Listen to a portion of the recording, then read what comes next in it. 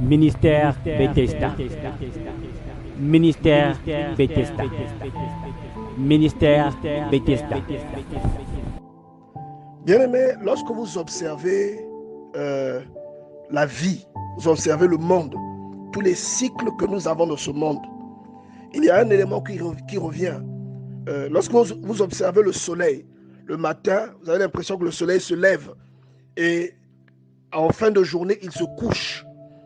Donc le jour apparaît et à partir d'un moment, le jour disparaît pour laisser la place à la nuit.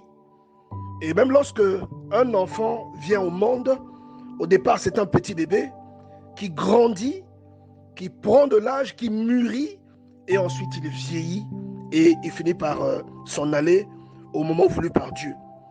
Qu'est-ce que cela nous enseigne? Cela nous enseigne qu'il y a des cycles dans la vie et qu'un cycle a un départ et une fin. C'est-à-dire le cycle a un commencement et une fin. Vous voyez, il commence quelque part, il fait un parcours et il arrive à un moment où il s'achève. C'est comme la vie que nous menons en tant qu'enfants de Dieu. Lorsque nous devenons enfants de Dieu, on nous parle de nouvelle naissance. Nous naissons de nouveau. Il y a quelque chose qui se produit, une chose inédite qui se produit.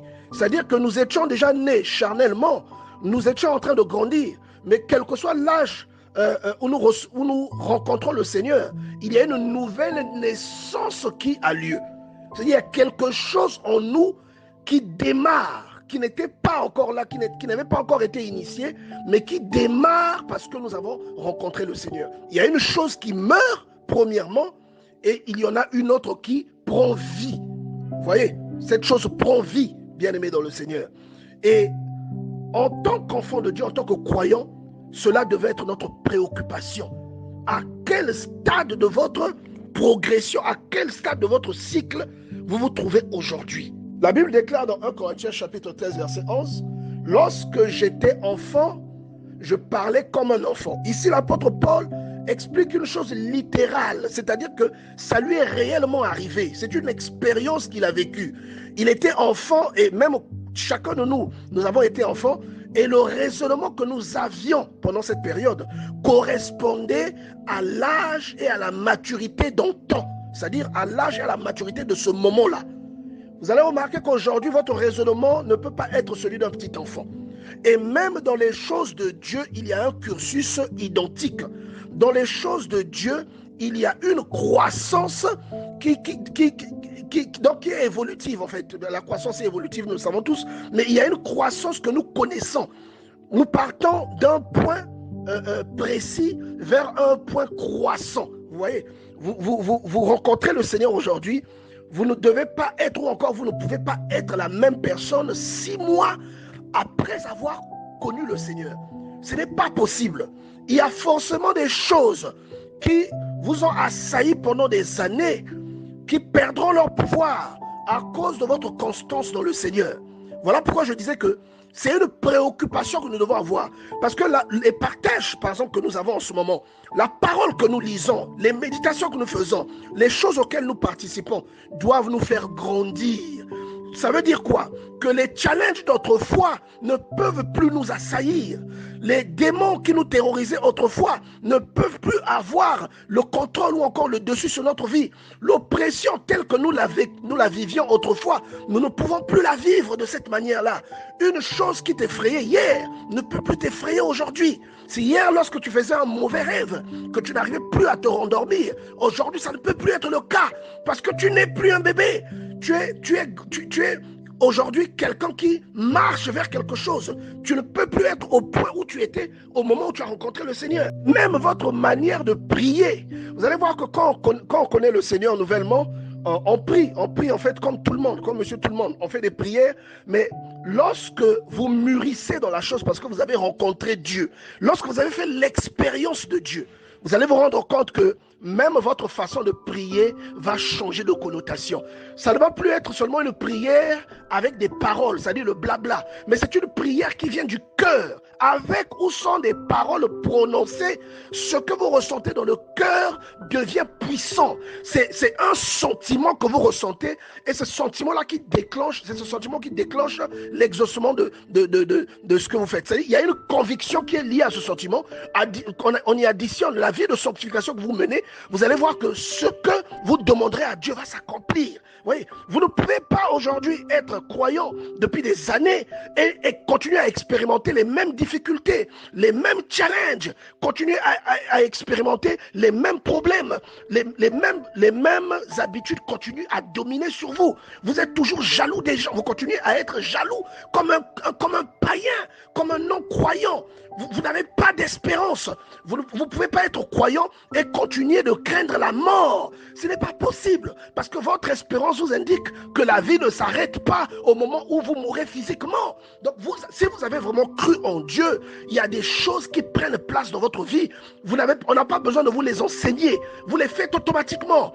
Un enfant qui est petit et qui se lave nu, qui se met nu devant tout le monde, à un certain âge, lorsqu'il commencera à se cacher, l'instruction ne viendra pas d'une personne. Cela se fait naturellement. Rappelez-vous, lorsque vous avez commencé à avoir le discernement, personne ne vous a dit d'aller vous cacher. Personne ne vous a dit de ne plus vous mettre nu. C'est venu automatiquement. Et dans la foi, c'est la même chose. Lorsque vous êtes correctement nourri, que vous grandissez, toute votre vue change. Votre conception des choses change. Plus vous connaissez le Seigneur, plus vous êtes nourri à sa parole, les choses que monsieur tout le monde fait, que vous faisiez autrefois, vous ne pourriez plus les faire. C'est cela la volonté de Dieu.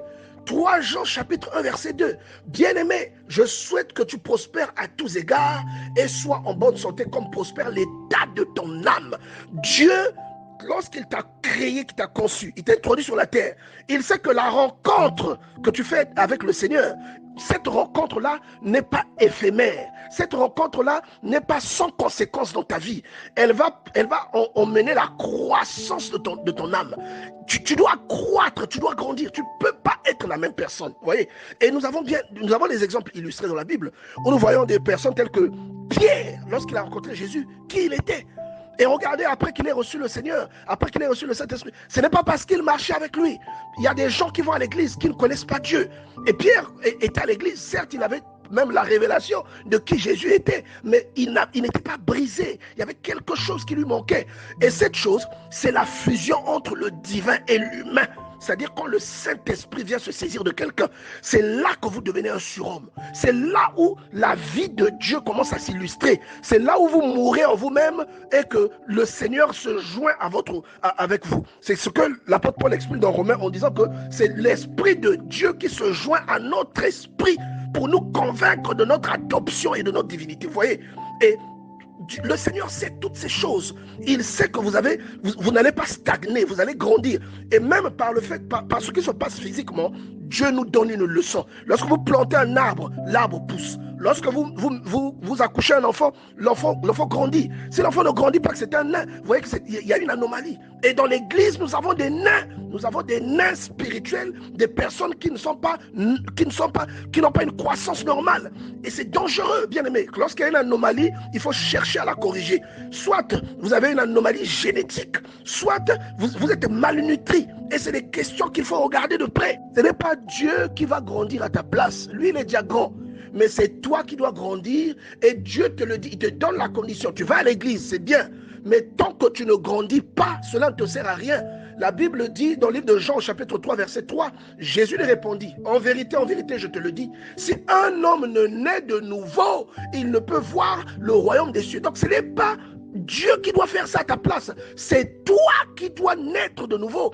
Et cette nouvelle naissance est un redémarrage. C'est un peu comme si le compteur repartait à zéro. Et à partir de ce moment, Dieu commence à observer les pas de ta vie. Et la vie que tu mènes, parce que tu as été justifié et parce que tu deviens un enfant de Dieu, cette vie-là va emmener quelque chose. Cette vie va emmener une valeur ajoutée. Vous voyez, cette vie va emmener des fruits que que les gens n'ont pas l'habitude de porter. Voilà pourquoi, bien aimé, j'aimerais te dire ce matin, si tu es dans l'église et que tu n'as pas changé, ça veut dire que tu es un nain, tu ne grandis pas et c'est très dangereux. Tu es malnutri.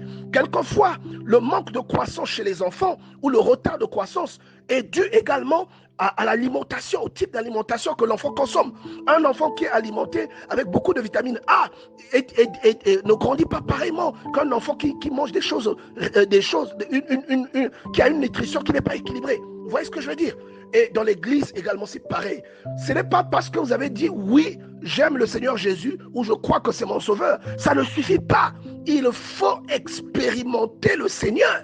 Il faut manger sa chair. Il faut boire son sang. Et sa chair, c'est la parole. Et la Bible dit que si vous mangez sa chair, que vous buvez son sang, des sources d'eau jailliront en vous. La source d'eau, la Bible explique dans le livre de Jean que c'est l'esprit qui devait venir sur les croyants. Tant que cet esprit ne vient pas sur vous, vous n'êtes pas un chrétien à part entière. Mais vous ne porterez jamais de fruits. Et vous resterez nains.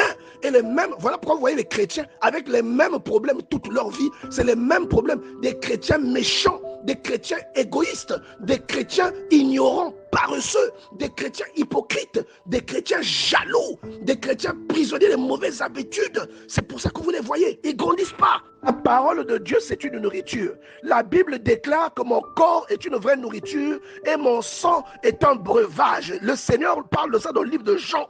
La parole de Dieu est une nourriture. C'est la parole de Dieu qui tue vos vieilles habitudes lorsque vous avez donné votre vie à Christ. La vie de sanctification ne vient pas d'une manière spontanée. C'est un état d'esprit que vous adoptez. Les choses qui dominaient sur vous, qui vous tiraient vers le bas, meurent. Et ensuite, ça devient un mode de vie. Et c'est la grâce de Dieu qui fait que cette vie soit implémentée en vous sans la moindre difficulté. Quelqu'un qui a connu Dieu et qui grandit spirituellement, c'est une personne qui va même se demander comment je faisais hier pour mentir, comment je faisais hier pour voler, parce qu'il n'aura plus comment je faisais pour tromper ma femme, comment je faisais pour tromper mon mari. Il ne comprendra plus comment il faisait ça. C'est parce que tu n'es plus un petit enfant qui ne peut pas soulever un bidon de 25 litres. Lorsqu'il est adulte, il peut soulever le bidon. Donc le problème, c'est que la force a changé. Parce que la carrure est différente à cause de la croissance. La croissance est provoquée par la nutrition. Et en esprit, la nutrition, c'est la parole de Dieu.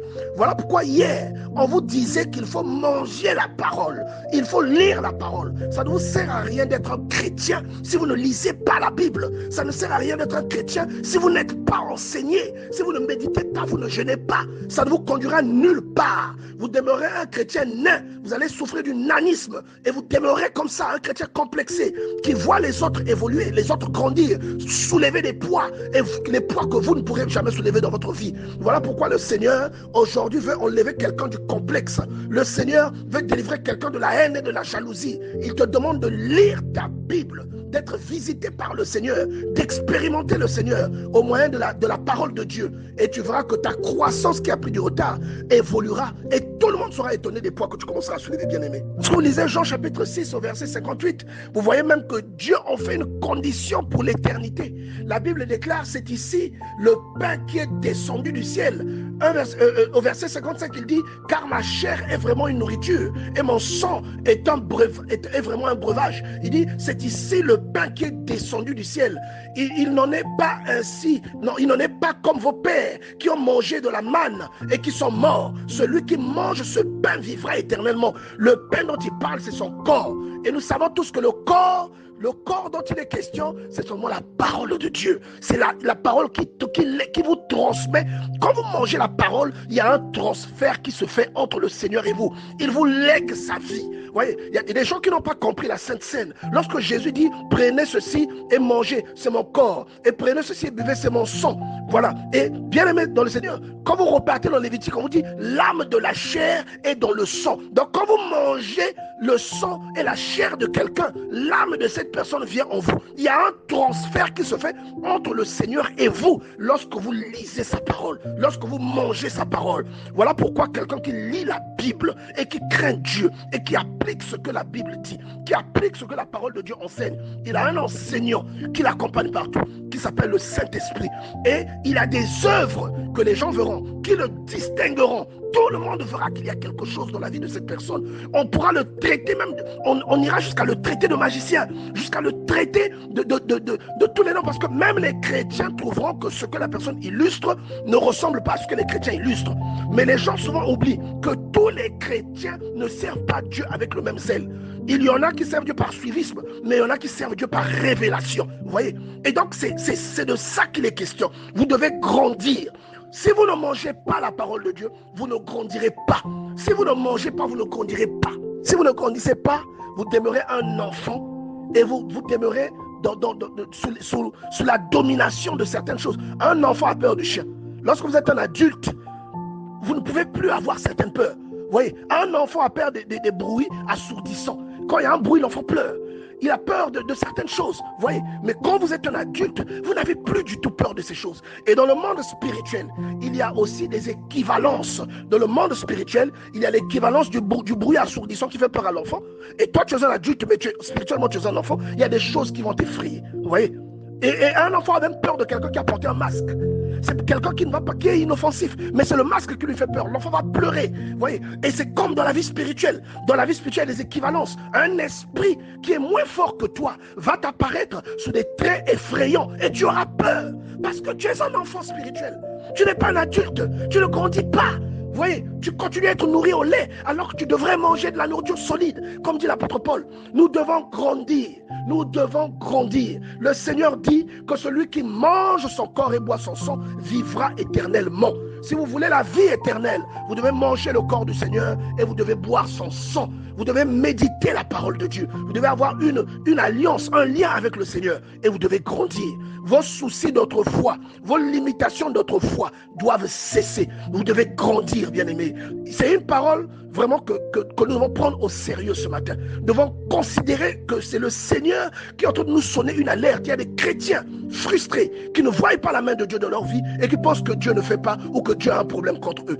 Dieu n'a aucun problème avec vous. C'est parce que vous êtes en bas. S'il y a un mur qui vous sépare, un mur qui mesure par exemple 1,60 m et vous avez 1,50 m, vous devez grandir pour avoir au moins 1,70 m et regarder au-delà du mur pour que vos yeux se croisent avec les yeux de Dieu. Prière au réveil spirituel, Saint-Esprit enseigne-nous, Saint-Esprit enseigne-nous.